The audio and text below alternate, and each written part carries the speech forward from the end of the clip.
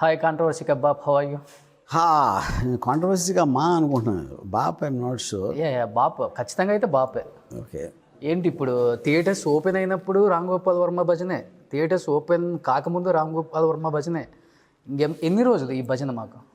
మీరు భరించేంత వరకు. ఆ భరించడం అనేది మీ చాయిస్ కానీ నా చాయిస్ కాదు కదా. సో ఇప్పుడు ఎక్కడ చూసినా కానీ మళ్ళీ రామ్ గోపాల్ వర్మ కనపడుతున్నారు. ఒకనొక టైంలో ఏమనుకున్నారంటే పవర్ స్టార్ సినిమా వచ్చినప్పుడు పవర్ స్టార్ ఫ్యాన్స్కి అదిరిపోయి గోవా వెళ్ళిపోయారు, పారిపోయాడు. చాలా వరకు కింద స్క్రోలింగ్ చేశారు. రామ్ గోపాల్ వర్మ ఇక లేరు అనుకోండి అని క్వశ్చన్ మార్కులు కూడా పెట్టారు. మిస్సింగ్ ఏంటి నిజంగా పవర్ స్టార్ ఫ్యాన్స్ అదిరిపోయి మీరు గోవా వెళ్ళారా, లేకపోతే రిలాక్స్ అవ్వడానికి గోవా వెళ్ళారా? నేను యాక్చువల్గా కంపెనీ గోవాకి షిఫ్ట్ చేశాను. Office basic. ఓకే.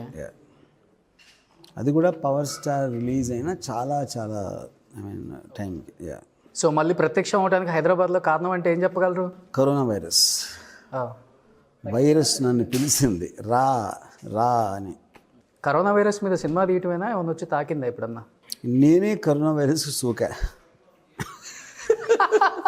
అందుకే లాక్డౌన్ కరోనా వైరస్కి ఆర్జీ వచ్చిందని విన్నా.